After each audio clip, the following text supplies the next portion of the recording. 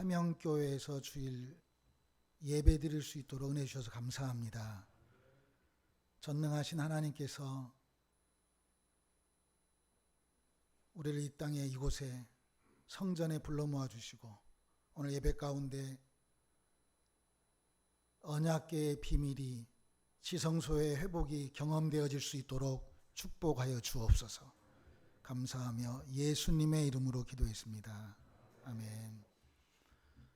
이렇게 선교 헌신 예배로 이렇게 함께 할 수 있어서 참 감사합니다. 제가 이렇게 원로 목사님 파킨슨 병으로 이렇게 어제 같이 처음 뵙고 같이 식사의 교제 나누면서 한 발짝 한 발짝 뛰는 모습 속에 오늘 새로운 또 하나님 은혜가 우리 화명교회 안에 있기를 기도하고 왔습니다. 저도 육체 아버지가 한 20년 전에 돌아가셨어요. 근데 이제 제 아버지는 허리가 많이 옛날에 꼬부랑 할아버지라고 허리가 많이 굽으셔서 제가 선교지에서 이제 잠깐씩 한국에 나올 때마다 아버지 등에 업고 동네 목욕탕 가서 아버지 떼밀어 줬던 기억이 이렇게 새롭게 나네요. 제 아버지가 살아계실 때 목욕탕에서 제가 이렇게 떼밀어 드리고 수건 남탕에 가면 2개씩 쓸 수도 있거든요. 이렇게 이제 닦아드리면 아버지가 하신 말씀이 수건 하나만 써라 이런 말씀 하셨어요. 근데 그때는 제가 아버지 말씀 잘 못 듣고 정말 깨끗하게 닦아드리려고 수건 2개씩 썼거든요. 근데 아버지 돌아가신 지 벌써 20년 됐는데 제가 아버지 돌아가시고 난 이후에 20년 동안 어느 지역 목욕탕을 가도 아버지가 수건 하나만 써라 요 말이 기억나서 지금까지 20년 동안 수건 하나만 쓰고 있습니다. 육신의 아버지의 말씀마저도 살아계실 때는 잘 안 들렸어요. 그런데 돌아가시고 나니까 그 말씀이 살아있는 레마가 되어서 그 현장 가운데 계속 기억나게 하시고 우리의 전능하신 하나님께서도 당신이 사람으로 오셔서 내가 죽어야만이 진짜 하나님 너희에게 실상 보혜사 성령님을 보내줄 터인데 그 성령님이 오시면 해야 할 일이 있다. 죄와 의와 심판에 대해서 책망하실 거다. 그런 진짜 하나님을 오늘 경험하는 예배되기를 소망합니다. 성령 받으면 내가 성령 안에서 나의 모든 문제를 해결하려고 하는 그런 성령 아니고 성령 받으면 내가 잘 살고 성령 받으면 내가 복 받고 성령 받으면 내가 건강하고 이런 성령 아닌 성령 받으면 죄와 의와 심판에 대해서 책망한다. 이 말은 결국 예수를 변호해 주는 일이에요. 예수 믿지 않는 게 죄고 예수님만이 부활하셨기 때문에 그 의로운 삶이 내 공로로 되는 게 아니고 예수 믿으면 우리 심판받지 않는다는 예수를 증거하는 삶이 성령 받은 자의 삶이지 성령 받은 사람은 많은데 성령의 사람이 부족한 이 시대 앞에 우리가 물난리가 나면 물은 많은데 마실 생수가 부족한 것처럼 이 땅에 성령 받은 사람 많은데 이 땅에 은혜 받은 사람은 많은데 은혜의 사람이 부족한 것처럼 우리 화명교회가 성령 받은 걸로 끝나지 아니하고 성령의 사람이 되어서 예수를 증거하는 예수를 변론하는 그렇게 될 때 요한일서 2장 1절에 의로우신 예수 그리스도가 우리를 대언자로 파라클레토스 변호하는 그래서 나는 예수를 변호하고 그 예수님은 나를 변호하는 그러한 성령의 사람이 이 화명교회가 모든 사람들의 지성소의 은혜가 풀어지기를 소망합니다. 여러분 제가 부산에서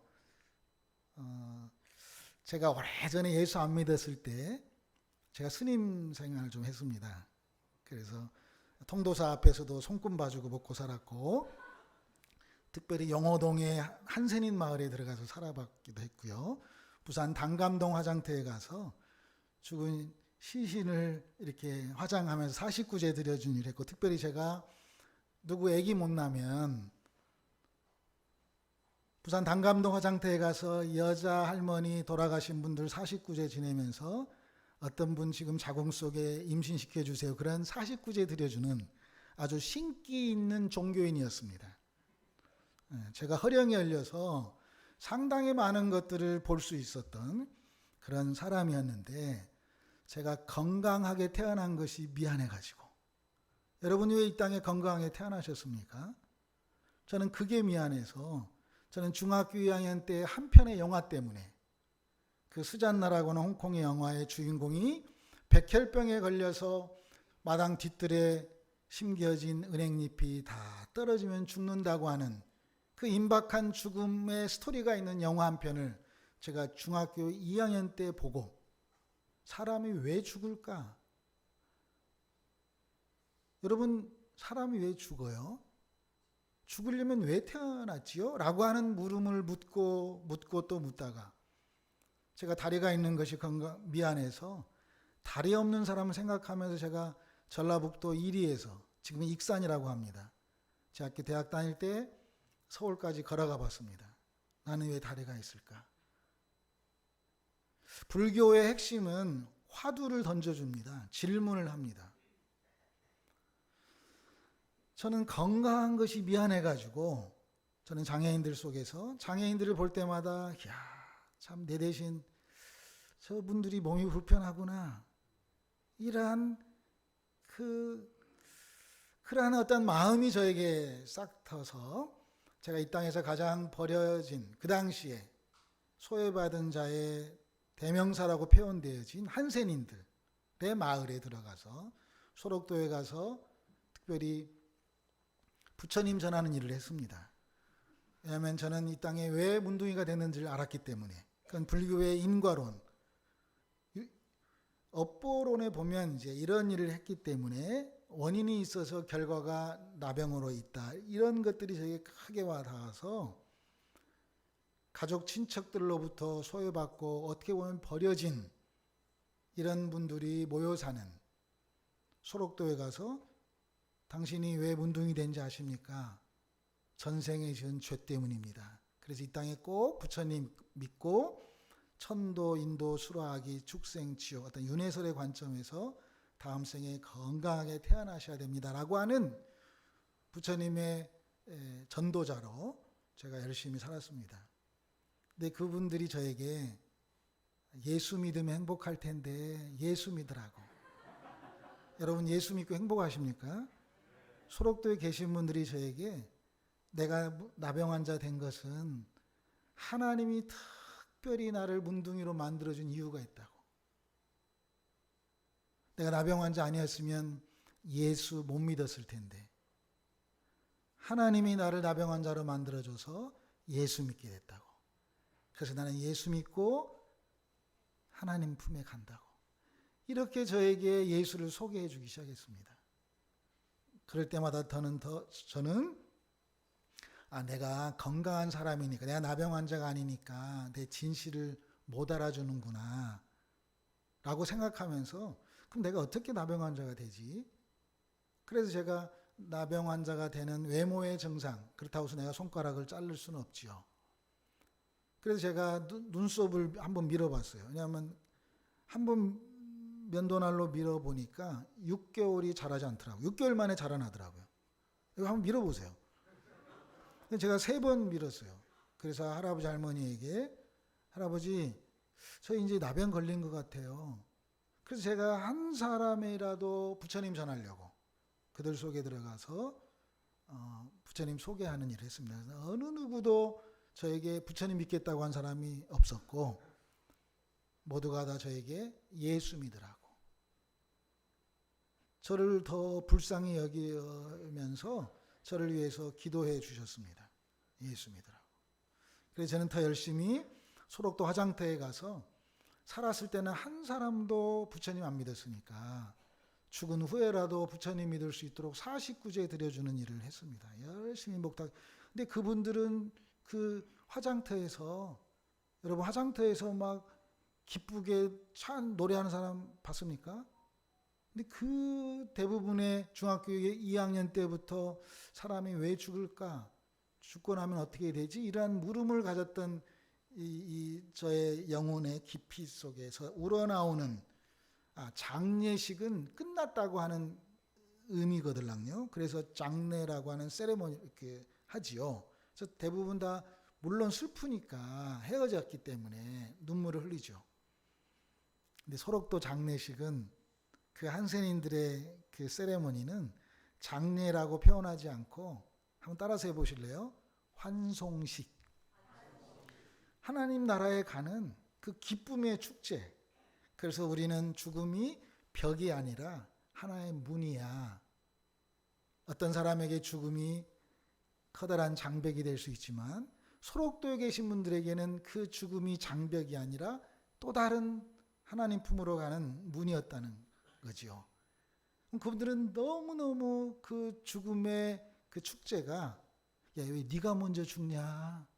내가 먼저 죽어야 되는데 하면서 죽음에 대한 선한 경쟁을 했던 그러한 소록도 화장터에서 그들이 기쁘게 찬양할 때마다 저는 더 크게 목탁을 치면서 49제를 드려줬습니다.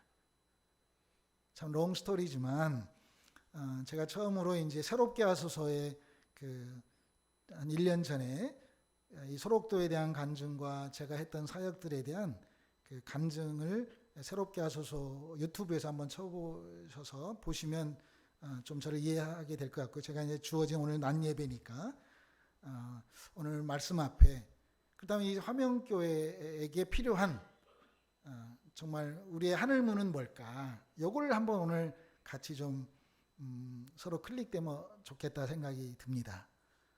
제 간증은 이제 여기까지 하겠습니다. 저는 결국은 이제 기도의 집 화명교회니까 저는 소록도 한센인들이 저를 위해서 7년간 기도해 줬습니다.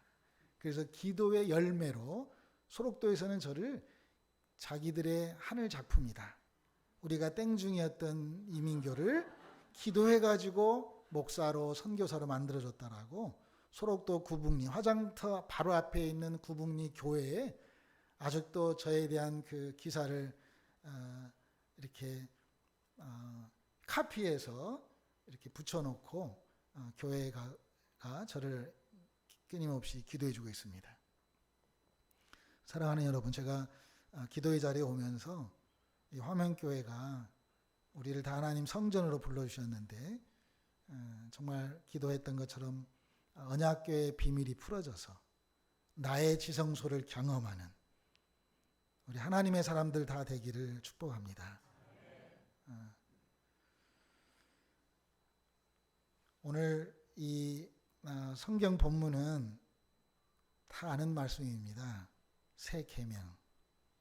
놀라운 사실은 새 계명이 있단 말은 옛날 계명이 있다는 전제겠지요. 그럼 옛날 계명은 뭐지요? 하나님 사랑하고 이웃을 사랑하는 거예요. 근데 옛날 계명의 주체는 누굴까요?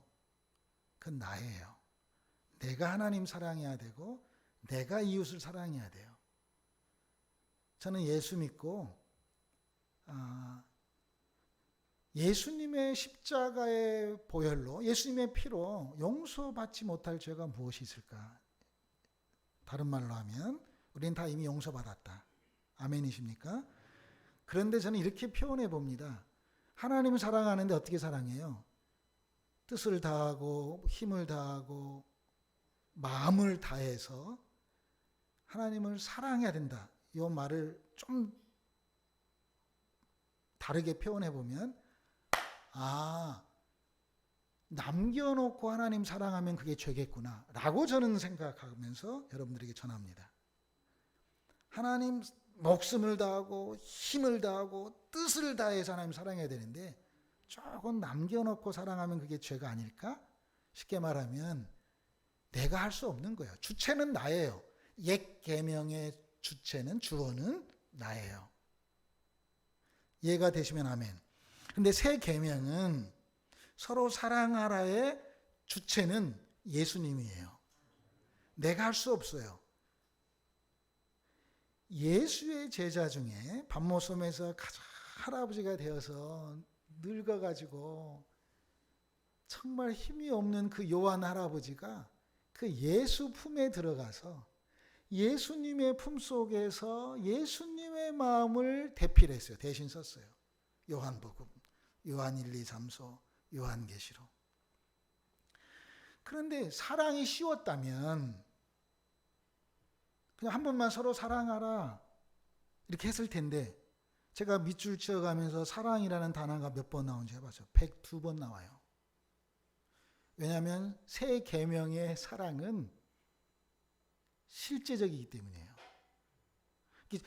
옛 계명은 추상적이에요. 하나님 사랑해라.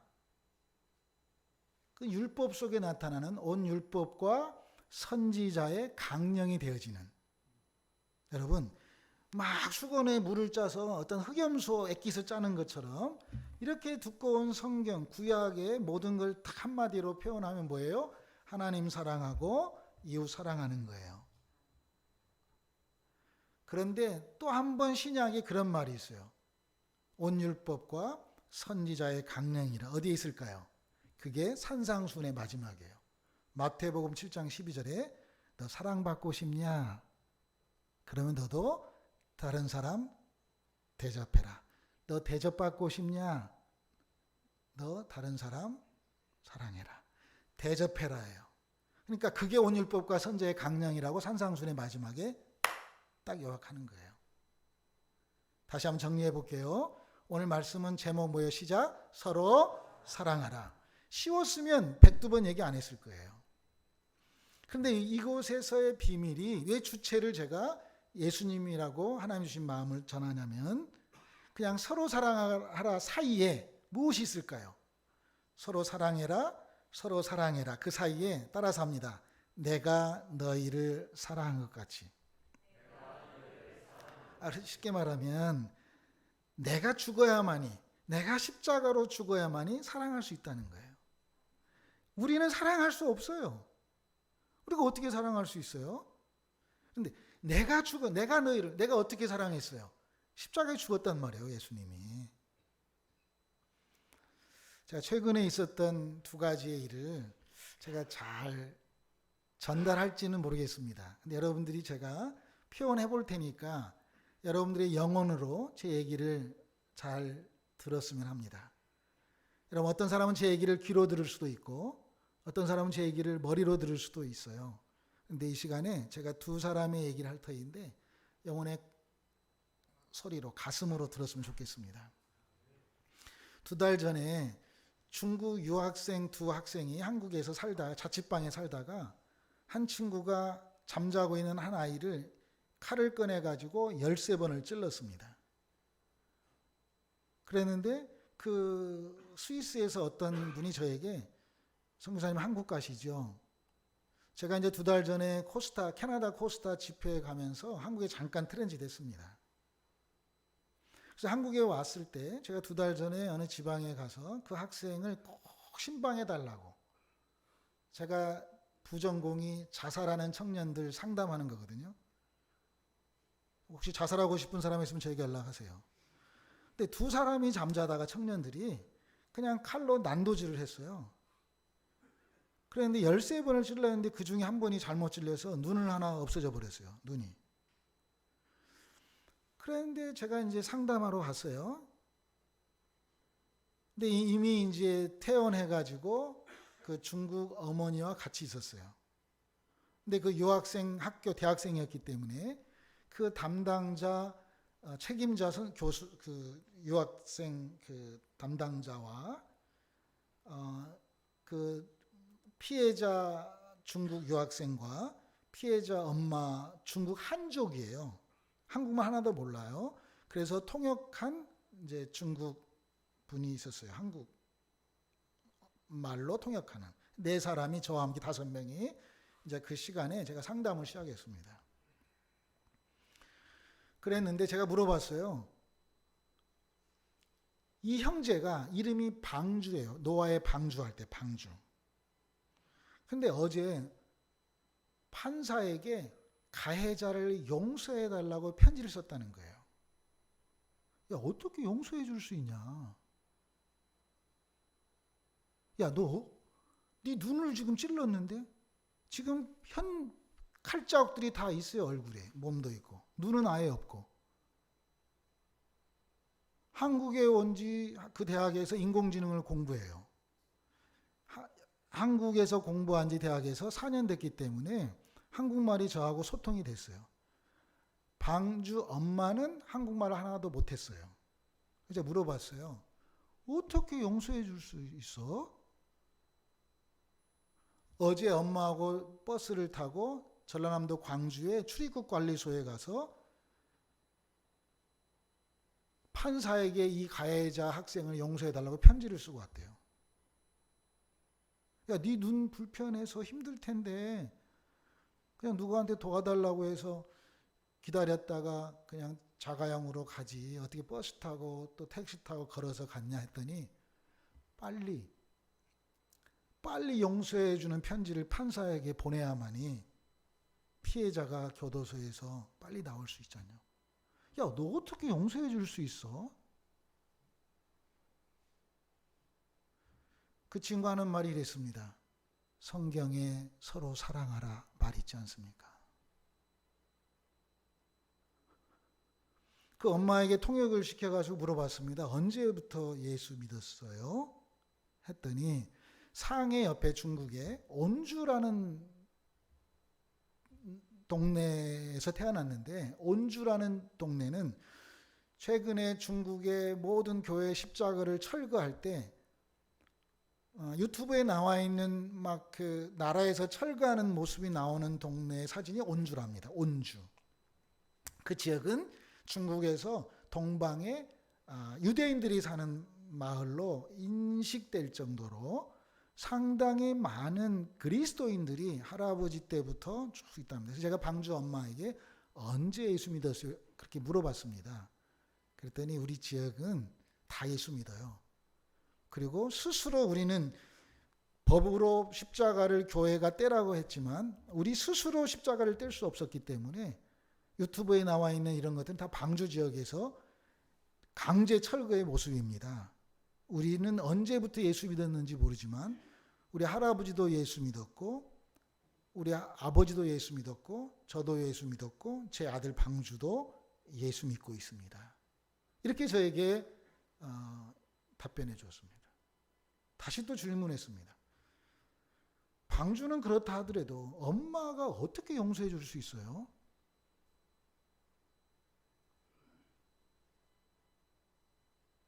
여러분 같으면 용서할 수 있습니까? 여러분의 자식이 지금 갑자기 잠자다가 그냥 칼로 13번 난도질 당해서 눈을 하나 잃었는데 엄마가 이렇게 말합니다. 통역자의 통역을 통해서 저희가 이해하기로는 선교사님, 제 아들 이름을 방주로 이름을 지었습니다. 하나님께서 노아의 방주처럼 우리 가족을 구원해 주셨습니다. 그 가해자가 13번을 잠자다가 찔렀는데 의사들이 말하기를 모든 동맥을 다 피해갔답니다. 이게 하나님의 은혜 아닙니까? 너무 하나님 앞에 감사합니다. 칼의 방향이 조금이라도 틀어졌다면 그 자리에서 죽었을 텐데 지금 이렇게 살아있습니다. 그래서 저는 감사하고 두 번째는 두 가지의 감사를 저에게 얘기했습니다. 두 번째는 자기 아들이 눈은 하나 잃었지만 살아있는 게 감사하고 두 번째는 그때가 새벽 3시 반 정도 됐는데 아들이 갑자기 13번의 난도질을 당하면서 막 뛰쳐나가서 그 시간에 길거리에서 택시를 잡아서 택시가 평소에는 없는 그 시골 지역이에요. 제가 그 지역이 어딘지 잘 알아요. 제가 태어난 제 고향이니까. 그곳에서 택시가 그 새벽에 있었고 택시 운전수가 피를 흘리고 타고 있는 너 왜 그래? 누가 나를 지금 찔렀어요. 그래서 그 택시 운전수가 119에 신고를 해서 그 어머니의 표현입니다. 내 아들의 방주의 피의 길을 쫓아서 이 가해자가 더 이상 다른 사람을 죽이지 않았던 것이 감사합니다. 자기 아들의 피 때문에 이 아이는 이미 다른 사람을 죽일에 대한 욱한 마음으로 계속 나왔다는 거예요. 근데 아무튼 죽이지 않고 경찰로 이제 붙잡혀서 지금 감옥에 가 있는. 여러분, 나중에 이제 그 판사의 이제 진행 과정 속에 이 중국 한족의 가해자의 엄마 아버지가 왔는데 자기 아들이 조현병이었답니다. 조현병 약을 먹었어야 되는데 안 먹었기 때문에 갑자기 그냥 잠자다가, 그래서 제가 다시 방주에게 이렇게 물었습니다. 방주야, 그 친구하고 어떻게 이렇게 만나서 같이 살게 됐어? 방주는 한국말을 하기 때문에 얘기했어요. 자취방값, 렌트비, 임대 좀 절약하려고 같은 중국에서 온 한족이고 유학생이라서 이 아이는, 가해자는 한국 온 지 채 1년이 안 됐어요. 그래서 한국말도 모르고, 그래서 제가 같이 살려고 방값 한 절씩 내고 같이 살았어요. 조현병인지 몰랐어요. 그럼에도 불구하고 나는 먼저 예수 믿은 사람으로 서로 사랑하라 했기 때문에, 이 말씀 때문에 제가 그 방주가 판사한테 자기의 이 한자로 써서 판사에게 줬던 그 편지를 제가 사진으로 복사해서 갖고 있습니다. 지금 이야기는 2달 전에 있었던 실제 상황입니다. 뉴스에 나올 만한 소식인데, 이건 당연히 뉴스에 나와야 되는데, 그 학교가 기독교 학교인데 뉴스에 나오면 유학생들이 오지 않기 때문에 뉴스를 차단해 버렸습니다. 제가 그게 더 분노가 일어났습니다. 기독교가 뭔데? 정말 제가 화가 났습니다. 한 사람의 영혼이 중요하지, 이 아름다운 한 사람의 사랑과 용서의 마음이 얼마나 귀한데, 기독교 학교에 이런 이야기 소문나면 유학생들 안 온다고. 우리가 다 종교에 미친 사람들 아닙니까?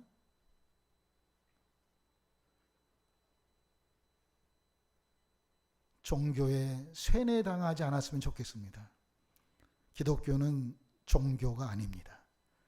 기독교는, 예수님이 기독교를 알고 부활하셨을까요?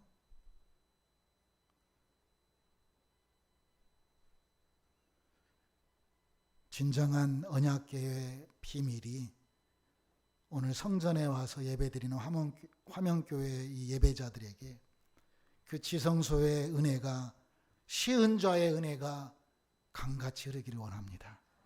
기독교는 생명입니다. 예수를 전하고, 오직 보혜사 성령이 우리에게 유언처럼 말씀하셨던 죄와 의와 심판에 대해서 책망하시는 일에 우리가 성령의 사람으로 쓰임 받는다면, 우리가 50년을 훈련받아서 하나님 앞에 5시간을 사용받는다 하더라도 우리가 하나님 앞에 쓰임 받는 게 중요하지. 그래서 우리에게 새 계명을 주셨습니다. 주체는 예수 그리스도이십니다. 예수가 하는 겁니다. 내가 할 수 있는 건 아무것도 없습니다. 여러분 다 알다시피 모세는, 저는 축구 감독이니까 저는 30년 동안 축구 감독하고 있습니다. 지금도 현재 축구 감독입니다. 전반전에 모세는 40년 동안 이스라엘 왕자로 나는 할 수 있다 라고 살았습니다. 후반전 인생의 모세는 한 사람 그냥 한 대 쳐서 죽이고 나서 광야로 쫓겨나지 않습니까? 40살부터 80세까지 모세의 인생의 후반전은 I am nothing. 나는 아무것도 할 수 없습니다. 광야에서 사람이 없어 짐승들하고만 있었어요. 그런데 80에 하나님이 모세를 부르셔서 연장전에 80에서 120살까지의 모세의 핵심 키워드가 뭡니까? 따라서 합시다. 하나님이면 하실 수 있습니다. 나는 할 수 없다. 이런 고백, 나의 십자가를 짊어진 자에게 주시는 서로 사랑하라입니다. 나는 사랑할 수 없습니다. 사람들은 귀신 들린 자를 귀신 들렸다고 정죄하고, 혹시 우리 원로 목사님이 파킨슨으로 힘들어하고 있는 걸 여러분들이 어떻게 해석할지는 모르지만, 기독교가 종교 안에 갇혀 있으면 욥기로 해석할 때 혹시 우리 원로 목사님이 우리 몰래 죄 짓는 거 있지 않을까? 라고 해석해 버린다면, 여러분 왜 욥기, 시편, 잠언, 전도, 아가서가 성경이 될 수 있습니까? 성경은 하나님의 영으로 기록된 건데 어떻게 욥기, 시편, 시가서가 어떻게 사람이 지은 건데 성경이 될 수 있습니까? 여러분, 답을 갖고 살면 그건 율법이라고 합니다. 답만 갖고 살면 인생은 답답합니다. 그건 정죄할 수 있습니다. 성경이 글씨가 되면 성서, 성경은, 저는 책을 한 10권 썼는데요. 누군가가 제 책을 한 권 읽어보고 나는 이민교 알아 이렇게 한다면 제 입장에서 아이고 그건 그냥 그 10권 중에 한 권인데, 여러분 성경은 무오한 하나님의 말씀이지만 이게 하나님의 전체일까요? 저는 농아인 사역을 합니다. 우리 농아들은 아이들과 옹알이를 할 때 수화로 합니다. 엄마도 농아고 자식도 농아니까. 옹알이 아시죠? 저는 성경이 하나님이 인간 수준에 맞춰서 옹알이로 주신 하나님의 정말 한 점밖에 되지 않는다고 생각합니다. 왜요? 하나님은 더 위대하시고 하나님은 전능하시고. 여러분 욥기의 핵심은 교회가 욥기, 칼빈마저도 욥기를 못 풀었습니다. 욥기는 족장시대, 지금으로 말하면 4,000년 전에 있었던 글입니다. 우리에게 한국 사람들에게 성경이 주어진 건 지금 한 150년 됩니다. 4,000년 전에 있었던 그 욥기를 우리가 어떻게 해석합니까? 대부분 사람들은 고난이 주제라고 해석하면서 지금 받은 고난보다 예수 잘 믿으면 다음에 더 많은 축복을 준다라고 하는 이 복의 논리로, 거짓된 메시지로 사람들을 현혹합니다. 욥기는 고난이 키워드가 아니고 욥기의 핵심은 하나님의 창조의 전능성입니다. 욥기 1, 2편은 하나님의 동방의 의인인 욥을 하나님의 허락하에 사단이 시험하는 겁니다. 그래서 3장부터 36장까지 욥의 그 당시에 절친이었던 친구들과 3번의 디스커션을, 이렇게 Q&A를 하죠. 질문을 하죠. 야, 네가 혹시 우리 몰래 뭐 한 거 아니야?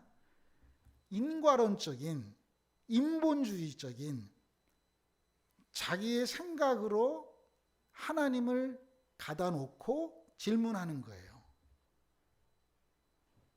사랑하는 여러분, 지성소의 은혜가 흐른다는 말은 내 안에 갇혀있는 예수를 풀어놓아 자유케 하는 것입니다. 십자가와 부활은 추상적인 게 아닙니다. 나는 이미 죽었다고 선포하는 것이 십자가요, 죽지 않는 나를 찾아내는 게 부활입니다. 엄마 자궁에서 태어난 나는 생일이 있기 때문에 죽음이 있습니다. 생일, 태어난 날이 있으니까 당연히 죽음이 있죠. 그러나 하나님은 우리를 육체로만 태어나게 한 게 아니라 그 니고데모와의 비밀 속에서도 거듭나는 은혜를 주셨습니다. 그건 하나님의 형상을 따라 하나님의 모양대로 하나님이 나를 영적 존재로 만드셨습니다. 그럼 내가 영적 존재라면 육은, 요한복음 3장 6절에 육은 육이고 영은 영이라고 말씀했어요. 육은 태어났기 때문에 생일이 있단 말은 죽음이 있는 거예요. 내가 영적 존재라면 영은 태어나 본 적이 있을까요? 태어나 본 적도 없기 때문에 죽음이 없는 거예요. 그래서 우리가 영생하는 거예요. 영생은 벽에다가 오줌똥 발라갈 때까지 끈질기게 오래 사는 게 영생이 아니고 하늘 생명으로 사는 게 영생이에요. 몸이 있으니까 그건 내 육체예요. 그래서 육이 영을 지배하는 사람이 있고 영이 육을 지배하는 사람이 있지 않겠어요? 내가 영적 존재라면 모든 게 다 풀려요. 특별히 내가 푸는 게 아니라 내 안에 계신 예수님께서 지금은 성령으로 나를 풀어내시죠. 그래서 서로 사랑하라, 오늘 핵심의 설교 주제 앞에 나는 할 수 없습니다. 나는 죽고 예수로 사는 자만이 서로 사랑할 수 있는 거예요. 다른 사람들은 정죄하는 이 땅에 장애인들이나 몸이 불편한 사람들, 특별히 교회 안에서 여러 가지 사업에 실패하고 병들고 힘들어하는 사람들을 욥기의 고난의 코드로 해석하면 다 인간의 정죄, 인본주의예요. 인과론적인 해석이에요. 근데 욥기의 핵심은 나중에 잘 된다. 집사님의 자식이 2명이었는데 다 지금 죽여놓고 4명 주면은 그게 복입니까? 그런 식으로 싸구리로 이 욥을 해석해 버리면 그게 하나님의 그 복의 개념일까요? 지금 내 자식 죽여놓고 다음에 더 숫자로, 기독교는 천국의 숫자 싸움이 아닙니다. 초대교회로 돌아가자라고 하는 한국 기독교의 메시지 앞에 초대교회를 어디로 돌아갑니까? 대부분 어떤 부흥을 꿈꾸는 숫자로 돌아가자는 의미가 내포되어 있지 않겠습니까? 그러나 사도행전은 베드로의 설교로 3,000명, 5,000명, 10,000명, 10만 명, 50만 명, 100만 명 이렇게 끝나지 않습니다. 사도행전 28장에 바울이 지금으로 말하면 연금 가택, 코로나로 우리가 지금 가택되어 있는 경우가 있었잖아요. 그러니까 바울도 그 당시에 임대비 내고 렌트해서 자기에게 찾아온 사람들에게 성경의 주제가 뭐예요? 하나님의 나라. 성경의 내용이 뭐예요? 예수 그리스도로. 예수 그리스도로 하나님의 나라를 채워가는 그 복음의 핵심 메시지를 찾아오는 사람들에게 성역 공부하고 사도행전은 끝납니다. 숫자의 싸움이 성경이 아니고 우리 예수 믿는 것이 숫자가 아니단 말이에요. 저는 기도의 집 화면교회가 우리 원로 목사님의 파킨슨 병을 잘 해석해서 숫자로 목숨 거는 교회가 안 되기를 원합니다. 욥기의 핵심은 하나님의 창조성에 대한 전능입니다. 그래서 욥기 37장부터 하나님은 어떠한 친구들의 질문과 욥의 답변에 그렇게 얘기하지 않습니다. 그냥 무조건 하나님의 창조를 얘기합니다. 그러다가 욥기 42장 7절에 욥은 하나님, 제가 마침내 하나님 말씀을 귀로만 들었는데 이제는 눈으로 봅니다. 여러분, 본 사람이 말하는 걸 증언이라고 합니다. 법정에서 증인은 자기의 생각을 얘기하지 않습니다. 본 것을 얘기하는 것입니다. 사복음서의 제자는 마태, 마가, 누가, 요한복음에 나타난 제자들은 예수님 때문에 무엇인가 이로움을 얻으려고, 무엇인가 자기의 것들을 챙겨 먹으려고, 덕 보려고 예수를 믿었던 제자입니다. 왜요? 십자가에 못 박혔을 때 사복음서의 제자들, 예수님과 함께 모든 현장 속에 있었던 제자들은 다 도망갔습니다. 그런데 무슨 이유인지 모르지만 사도행전 이후부터의 제자들은 죽으려고 예수 믿습니다. 그게 무엇입니까? 무엇인지 모르지만 사도행전 이후부터는 능욕받는 일을 감수하면서 그 당시에 끊임없이 어둠에 기름을 발라가면서 등불이 되어지는 그 예수 믿는 자들의 죽음 앞에서도 피하지 아니하고 묵묵히 신앙 고백을 통해서 죽어갔습니다. 무엇 때문에? 우리 화명교회는 복음서의 제자입니까? 사도행전 이후의 제자입니까? 그 무엇이 무엇입니까? 그게 요한복음 21장의 부활입니다. 부활을 경험한 자들은, 부활은 영적 존재가 이 땅에서 실제임을 경험하는, 영이 육을 지배하는 십자가의 부활이 진짜구나. 그래서 내가 죽고 나면 천국 가는 공간 개념의 천국을 넘어서서 통치 개념의 천국을 경험한 자들의 삶이 부활의 증인입니다. 그래서 그 어디나 하늘나라가 되는 것이죠. 사랑하는 여러분, 저는 생각하지 않았는데 우리 교회의 원로 목사님이신 우리 배병태 목사님께서, 저도 처음 뵀습니다. 이렇게 파킨슨으로 힘들어하는 이 여정이 우리들에게 하나님 앞에 더 하나님의 창조의 전능성을 경험하기 원합니다. 욥기의 핵심은 전능성입니다.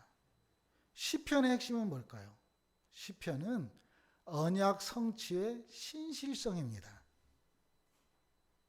잠언은 뭘까요? 하나님 나라 회복의 주권성입니다. 전도서는 뭘까요? 세상 나라와 구별되어지는 구별성입니다. 거룩성입니다. 요즘 젠더 문제로, 성소수자 문제로 이런 것들은 전도서를 통해서 우리가 거룩하는 하나님의 핵심 키워드를 붙잡으면 됩니다. 전도서의 모든 것이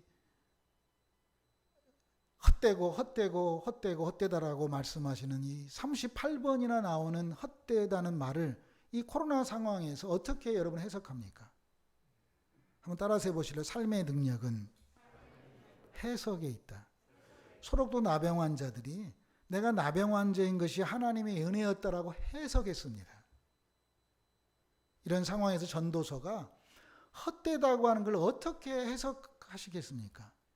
전도서의 핵심은 세상과 구별되어지는 거룩성이기 때문에 해 아래에 있을 때만 헛되다는 거예요. 아멘. 우리는 해 아래 살아가는 자들입니다. 그래서 헛됩니다. 그러나 거듭난 자는, 하늘 중력에 끌려가는 사람들은 땅의 중력에 사는 자들이 아니라 하늘 중심에 끌려가는 사람들은 해 위에 있기 때문에 헛된 것이 없습니다. 바울이 에베소서 5장 16절에 세월을 아끼라 이런 말이 있잖아요. 물리적인 시간을 쪼개고 열심히 살아라 이런 뜻이겠습니까? 그 말씀의 여백 안에는 흘러가는 크로노스의 시간 속에서 우리가 낚시해서 흘러가는 강물에다가 낚시를 던져서 물고기를 끌어올리는 것처럼 물리적인 크로노스의 시간에서 카이로스, 천국의 시간을 건져 올리는 것이 세월을 아끼는 것입니다. 쉽게 말하면 이 땅에 우리가 살지만 천국의 시간을 쌓아가는 사람이 세월을 아낀 자의 핵심이다 그 말이에요.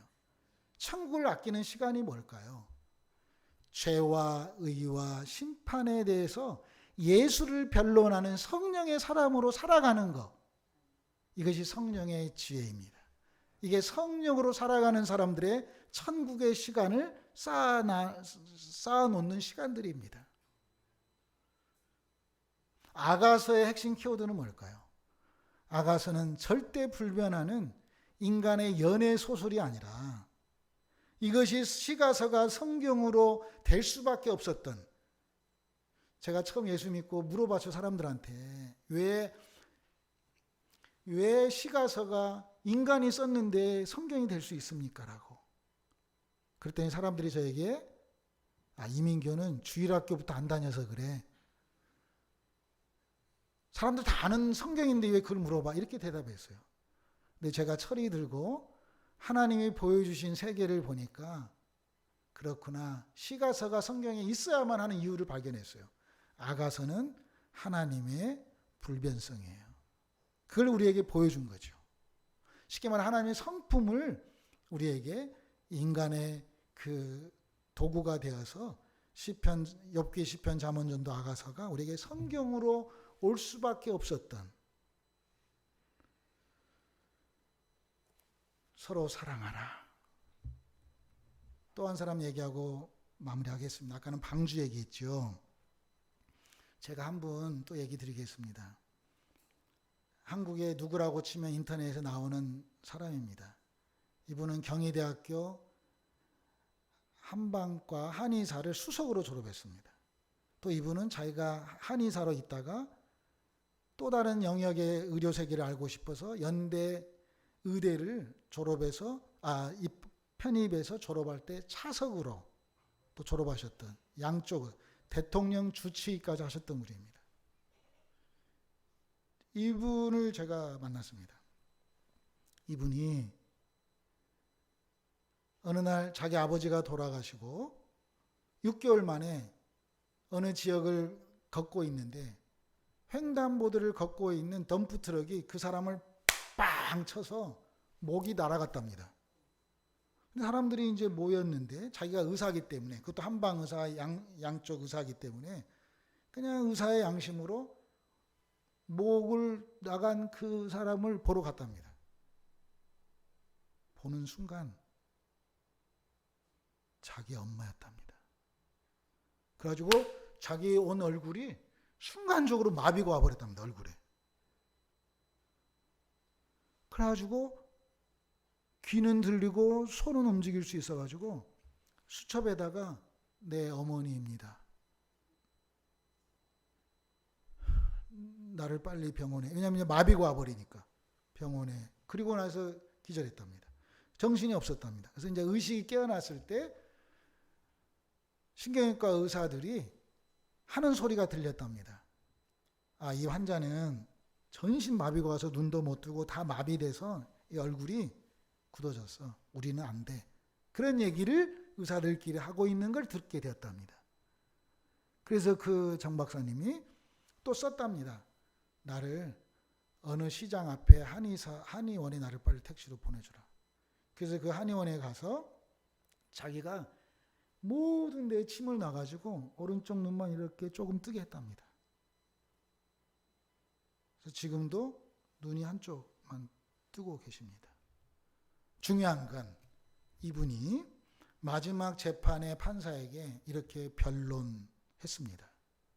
판사님, 트럭 운전수도 젊은 청년인데 돈 벌려고 했는데 그 횡단보도를 무시하고 가서 법적으로 100% 트럭 운전수가 잘못했지만 트럭 운전수가 예수만 믿는다면 제가 아무 조건 없이 다 용서하겠습니다. 내가 먼저 예수 믿었기 때문에 저 친구가 예수만 믿는다면 나는 모든 거 다 용서하겠습니다. 사랑하는 여러분, 새 계명의 핵심은 주체가 예수 그리스도입니다.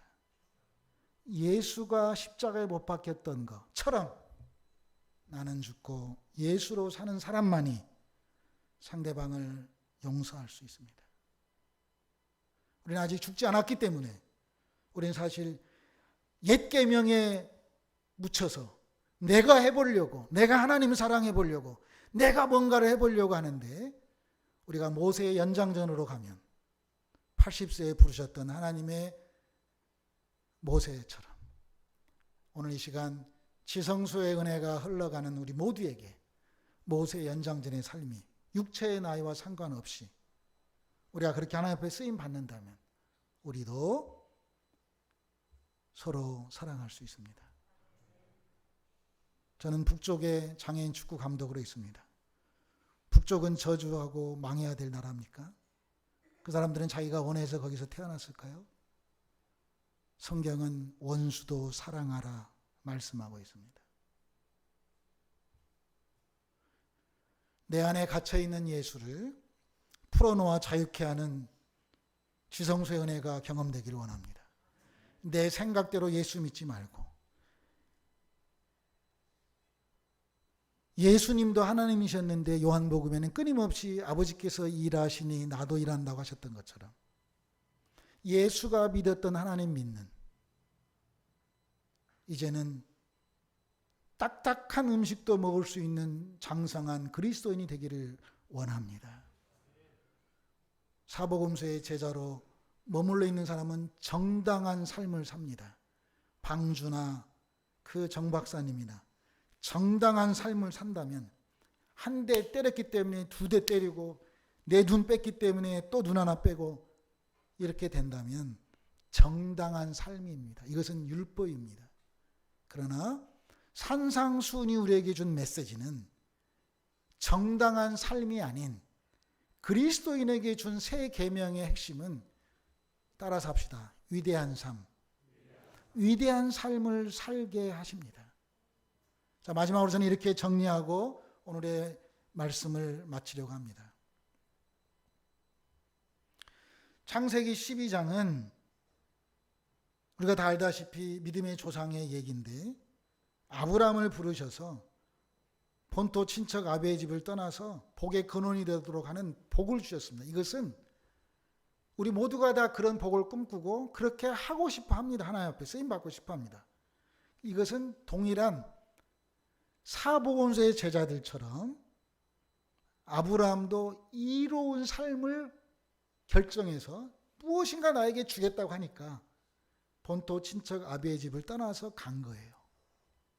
그런데 창세기 24장에는 모리아 산에서 이삭을 바치라고 했던 그 하나님 앞에 드리는 헌신은 의로운 삶입니다.